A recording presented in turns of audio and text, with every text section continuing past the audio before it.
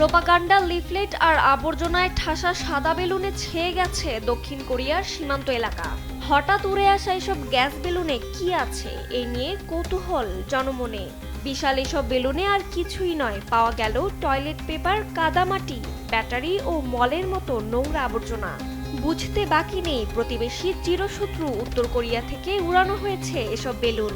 এ যেন নতুন করে ঘি ঢেলে পরিস্থিতিকে উস্কে দিল পিয়ংইয়ং।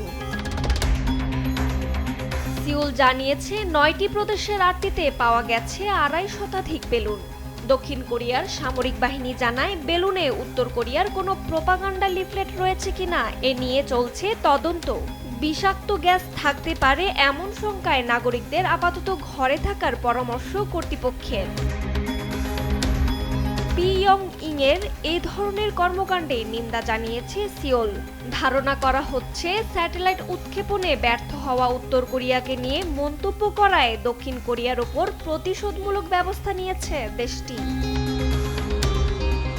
চলতি মাসের গোড়ার দিকে দক্ষিণ কোরিয়া থেকেও এ ধরনের বেলুন পাঠানোর অভিযোগ আনে কিম জং উন প্রশাসন। কোরিয়া বিরোধী অপপ্রচার, কোরীয় পপ সঙ্গীত সহ মিউজিক ভিডিও ছাড়াও ময়লা আবর্জনা ভর্তি গ্যাস বেলুন পাঠানো হয়। তাৎক্ষণিক প্রতিক্রিয়ায় কিম প্রশাসন হুঁশিয়ারিতে জানিয়েছিল এসব ময়লা আবর্জনা পাঠানোর অবশ্যই জবাব দেয়া হবে। দুই কোরিয়ার পাল্টাপাল্টি এ ধরনের বেলুন সীমান্তে উড়ানো নতুন নয়। ১৯৫০-এর দশকে কোরীয় যুদ্ধের পর থেকে উভয় দেশ এমন অপপ্রচারমূলক বেলুন পাঠিয়ে আসছে।